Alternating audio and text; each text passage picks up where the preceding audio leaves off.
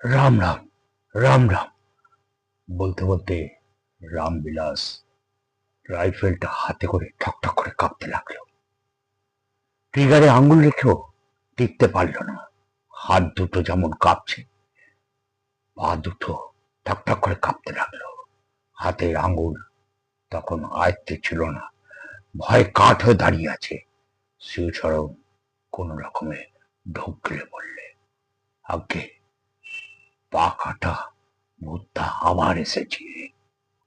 রামবিলাস ঘাড় নেড়ে সমর্থন জানালো, কিন্তু মুখ দিয়ে কোনো আওয়াজ বের করতে পারল না।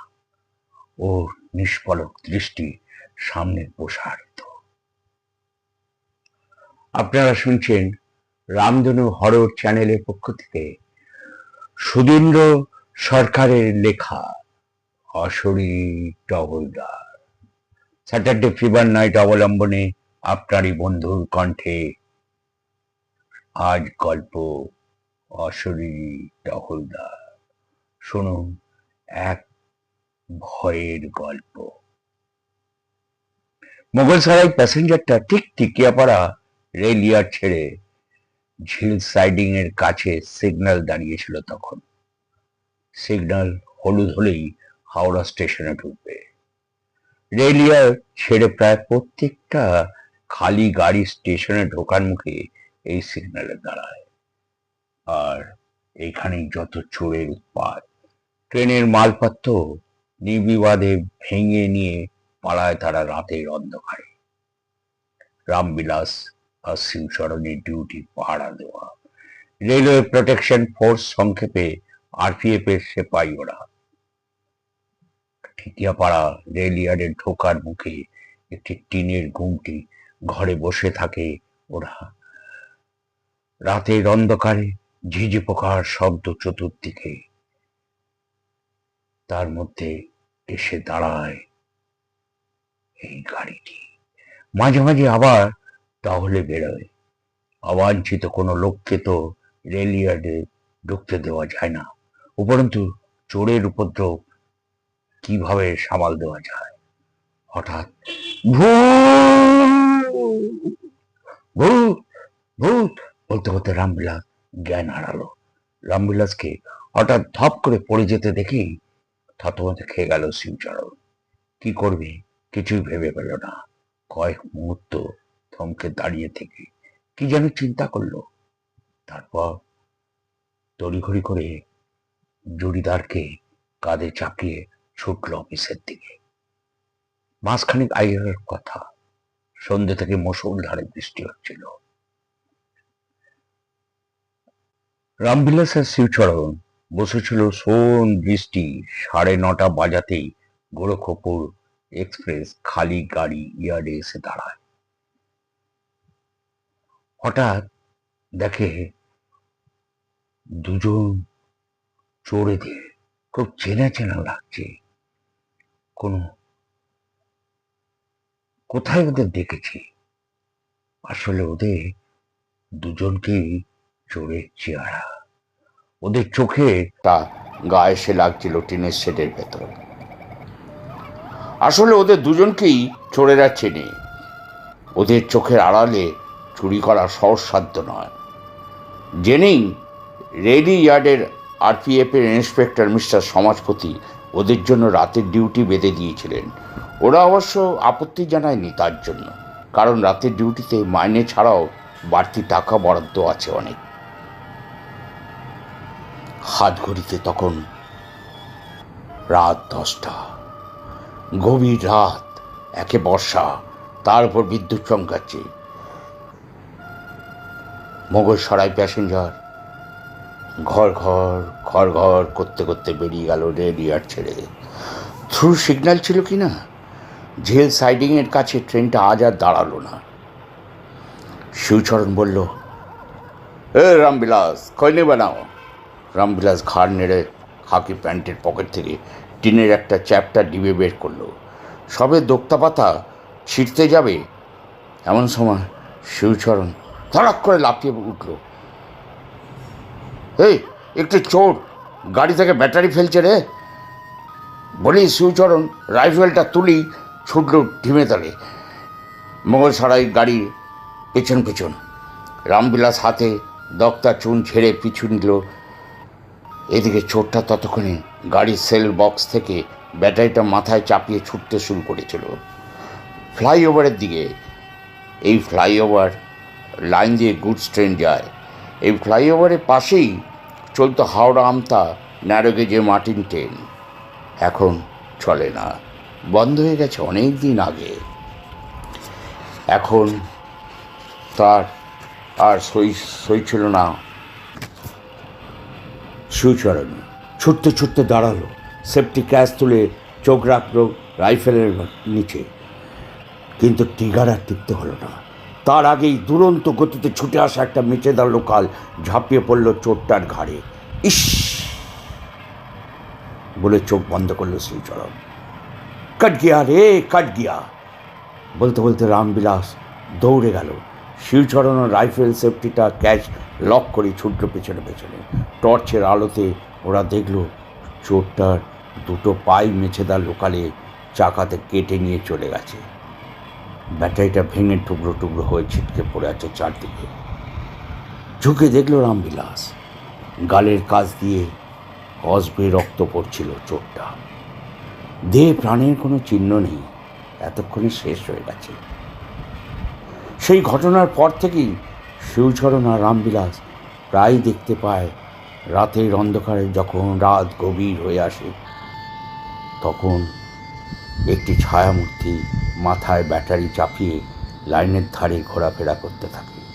ছায়ামূর্তিটার হাঁটুর নিচ থেকে পায়ের অংশ নেই। জ্ঞান ফিরল যখন রামবিলাসে চারপাশে চোখ বোলালো, দেখল অফিসের ভেতরে একটি বেঞ্চিতে শুয়ে আছে। ওর মুখের ওপর ঝুঁকে আছে শিবচরণ। শিবচরণ জিজ্ঞেস করল, একটু ভালো লাগছে তো রে? রামবিলাস মাথা নেড়ে বলল, হুঁ। শিবচরণ ফের বলল, আগেও 3-4 বার এই পা কাটা ভূতটাকে দেখেছিস, তখন তো এমন গান হারাসনি। রামবিলাস কোনো কথা আর বলল না, বেঞ্চিতে খালি উঠে বসল। ইন্সপেক্টর সভাপতি, তোমরা যদি ভূতের ভয় পিছিয়ে যাও তাহলে তো চোরেদের পোয়া বাড়ো। তাছাড়া রামবিলাসের অজ্ঞান হওয়ার খবরটা ছড়িয়ে পড়লে অন্য কোনো সেপাইও আর রাতে ডিউটিতে করতে সাহস পাবে না। মাথা নিচু করে বসেছিল রামবিলাস। শিবচরণ রামবিলাসের পিঠে একটা ঝাঁকুনি দিয়ে বলল, কা রে, গুমটিতে চল, ডিউটি অফ হতে अभी बहुत देर है। রাইফেলটা কাঁধে নিয়ে চাপালো শিবচরণ। রামবিলাসও নিঃশব্দে অনুসরণ করল ওকে। রামবিলাস আর শিবচরণ এখন সেই রাতের ডিউটিতেই বহাল। এর মধ্যে বেশ কয়েকবার সেই পা কাটা ভূতটাকে দেখেছিল বটে, কিন্তু কেউ ভয় ঠয় পায়নি। ব্যাপারটা ওদের কাছে এখন গা সাওয়া হয়ে গেছিল। এমনিভাবে 6 মাস কেটে যাওয়ার পর হঠাৎ একটা ফায়ারিং কেসের ঘটনা ঘটল ওই একই জায়গায়। এবার একসঙ্গে দুটো চোর মারা গেল রাইফেলের গুলিতে। ইদানিং রেল ইয়ার্ডের সংলগ্ন এলাকায় চোরের উপদ্রব বেড়ে গেছিল। সেই সময় সেন্ট্রাল রিজার্ভ ফোর্সকে পাহারা কাজে লাগানো হয়েছিল। ওদের সঙ্গে রামবিলাস আর শিবচরণও ছিল গাইড হিসাবে। কারণ চোর কখন আসে, কি চুরি করে ইত্যাদি জানানো ছিল ওদের কাজ। বস্তুত ওদের দুজনই কর্মদক্ষতায় রিজার্ভ ফোর্সের সিপাহীরা দাগি দুটো চোরকে বামাল সমেত গুলি করে মেরে ফেলতে পেরেছিল। হই হই পড়ে গেছিল আরপিএফ মহলে। রেলে পুরস্কৃত করল রামবিলাস শিবচরণকে। পরপর 3 জন দাগি চোরের মৃত্যুতে রেলের মাল চুরি তো বন্ধ হয়ে গেল বটে, কিন্তু কিছুদিনের জন্য। ফন্দি আটতে লাগলো কী করে আরপিএফদের জব্দ করা যায়। শুরু হলো আরও এক নতুন বিপদ। ইন্সপেক্টর সহস্পতি চিন্তিত, কারণ রামবিলাস শিবচরণের মতো সাহসী সেপাহী রাতে ডিউটি নিতে সাহস পাচ্ছিল না। বাড়তি টাকাও ওরা চায় না, চায় নিরাপত্তা। চোরদের সিদ্ধান্ত কথা অফিসে ইনফর্মার মারফত পৌঁছে গেছিল বটে। কিন্তু ওরা দুজনেই চোরের ভয় নয়, মাঝরাতে ভূতের উপদ্রব দারুণভাবে বৃদ্ধি ফলে কিছুতেই ডিউটি করতে চাইছিল না। তারপর পরপর বেশ কয়েকটা রাত ওরা দেখেছিল সেই ভয়ঙ্কর একই দৃশ্য। ফ্লাইওভারে মালগাড়ির লাইনের পাশে সেই পা কাটা অশরীরী মূর্তি, সঙ্গে এখন নতুন আরও দুটো ছায়ামূর্তি এসে যোগ দিয়েছিল। রাতে নিকষ কালো অন্ধকারে ঘুরে মাঝে মাঝে অশরীরী তিনটে তাণ্ডব শুরু করত। কখনো মনে হতো ওরা দল বেঁধে রেলের মাল চুরি করছে, কখনো ট্রেনের পাশে ছোটাছুটি করছে, কখনো আবার শিবচরণ রামবিলাসের লক্ষ্য করে লাইনের পাথর ছুটতে কসুর করত না। সেন্ট্রাল রিজার্ভ ফোর্সের একজন সেপাই 3 রাউন্ড গুলি ছুঁড়ে ফেলেছিল একদিন রাতে, কিন্তু কোনো মৃতদেহ খুঁজে পায়নি সেদিন। ঘটনা শুনে ইন্সপেক্টর বললেন, আরও কয়েকটা দিন নাইট ডিউটি করো, দেখি কি করতে পারি। ডিউটি অফ করে কোয়ার্টারে ফেরার পথে শিবচরণ রামবিলাসকে জিজ্ঞাসা করলো, আরে আগে তো একটু থা, আমি 3 আদমি, ব্যাপার কি বলতো? ব্যাপারটা আর কি? রামবিলাস রাম নাম জপতে জপতে অপঘাতে মরলে লোকে ভূতি হয়ে ঘোরাফেরা করেন। ঠিকই, প্রথমটা তো কাটা পড়ে, পরের দুটো গুলিতে শিবচরণ ঘাড় নেড়ে সায় দেয়। উফ, যা ভয়ঙ্কর থা উস দিন। মরার পরেও মানুষ স্বভাব চরিত্র পাল্টাতে পারে না। সত্যি তাই, নইলে মরে গিয়েও কি ফের চুরি করতে আসবে কেন? মায়া কাটাতে পারেনি বলেই তো আসে। রামবিলাস মনে মনে ঠিক করে ফেলল, শিবচরণ যাই বলুক, এবার ছুটিতে দেশে যাওয়ার সময় গয়ায় নেমে মৃত চোর 3টের উদ্দেশ্যে পিণ্ডদান করে আসবে। এখন রাত 3টে ঘড়িতে। ঘুমটি ঘরে বসে একটু চিমুনি এসেছিল রামবিলাসে। রাইফেলটা কোলের ওপর রেখে ঢলছিল। 4 জন রিজার্ভ ফোর্সের সেপাইকে নিয়ে শিবচরণ বেরিয়েছিল টহলে। রামবিলাস বিশ্রাম নিচ্ছিল বলে রামবিলাসকে কেউ ওরা সে সময় ডাকেনি। ঘুমটি ঘরে রামবিলাস একা। জনমানব শূন্য টিকিয়াপাড়া রেল ইয়ার্ডে ভারতী ট্রেনের বগিগুলো নিশ্চলভাবে দাঁড়িয়ে আছে। একটা ডিজেল স্ট্যান্ডিং ইঞ্জিনের ভ্যাকুয়াম ব্রেকের বাতাস ছাড়ার শব্দে নিস্তব্ধতা মাঝে মাঝে ভাঙছিল। বিস্তীর্ণ অঞ্চল জুড়ে রেল লাইনগুলো পড়েছিল সাপের মতো এঁকে বেঁকে। হঠাৎ রামবিলাসকে চমকে দিয়ে বিকট একটা শব্দ হলো বিস্ফোরণে। ধরফড় করে লাফিয়ে উঠল রামবিলাস। চকিতে রাইফেলটা হাতে করে বেরিয়ে এলো ঘুমটির বাইরে।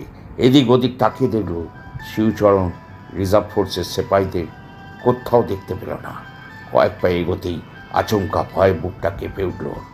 দেখল পরিত্যক্ত মাটির লাইনে ওপাশ থেকে ফ্লাইওভারের ব্রিজ ডিঙিয়ে 3টে আবছা ছায়ামূর্তি ছুটে আসছে ওর দিকে। 3 জনের মধ্যে একজনের হাঁটুর নিচে পায়ের বাকি অংশ নেই। পা কাটা ছায়ামূর্তি যেন বাতাসে ভেসে ভেসে ছুটে আসছে। আর দুটো হাতে ধরেছিল অন্য দুজনকে।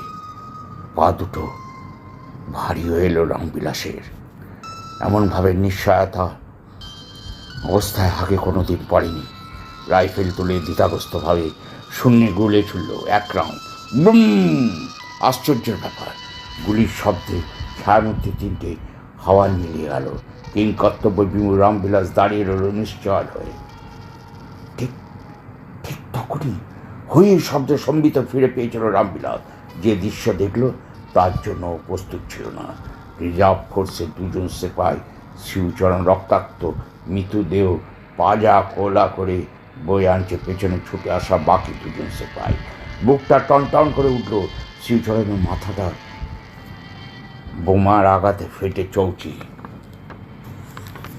একটু আগেই যে শব্দ রামবিলাস জীবনী ভেঙেছিল, সেই শব্দের কি পরিণতি যে এত মর্মান্তিক তা ভেবেই পাচ্ছিল না। স্নায়ুর মতো দাঁড়িয়ে রইল বেশ কিছুক্ষণ। দীর্ঘদিনের কর্মজীবনের সঙ্গীকে এভাবে হারালো ভেবে হাউ করে কেঁদে উঠল।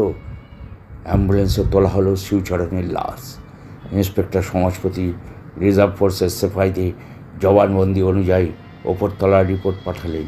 সমাজ বিরোধীদের বোমার আঘাতে কর্মরত সেপাই শিবচরণ পাশওয়ানের ঘটনাস্থলেই নিহত। শিবচরণের দুর্ঘটনাজনিত মৃত্যু রামবিলাসের মনে খুব লেগেছিল। এই কথাটা ইন্সপেক্টর অনুভব করেছিল বলে রাতের ডিউটি বদলে রামবিলাস এখন 10টা 5টা করে।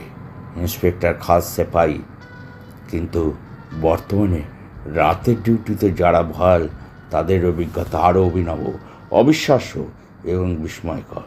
শিবচরণের মৃত্যুর পর অশরীরীরা সেই 3 ছায়ামূর্তির কর্পূরের মতো হঠাৎই উবে গিয়েছিল। আর একটা রাতের জন্য কেউ দেখতে পায়নি ওদের।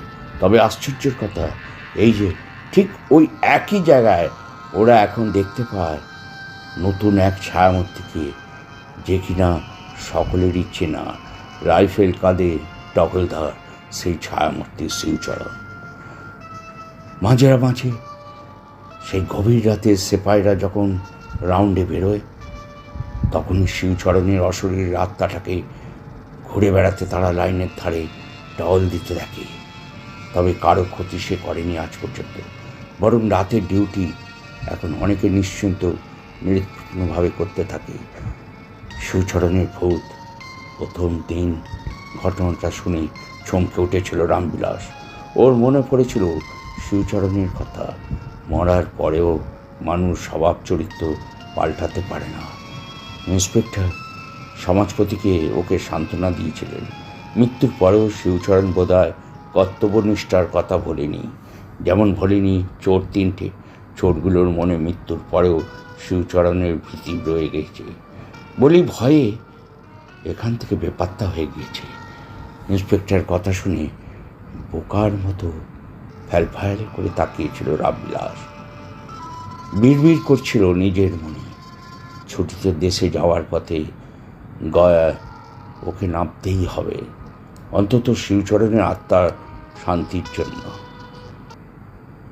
কেমন লাগলো গল্পটা? যদি ভালো লাগে তবে লাইক অতি অবশ্যই দেবেন। যারা বন্ধুরা আমার সাবস্ক্রাইবার নন, গল্পটা শুনলেন, অতি অবশ্যই সাবস্ক্রাইব করবেন এবং কমেন্টস করতে ভুলবেন না। বন্ধুবান্ধবের মধ্যে শেয়ার করবেন। সকলে ভালো থাকবেন। নমস্কার। আগামী দিনে আবার নতুন গল্প নিয়ে আসবো।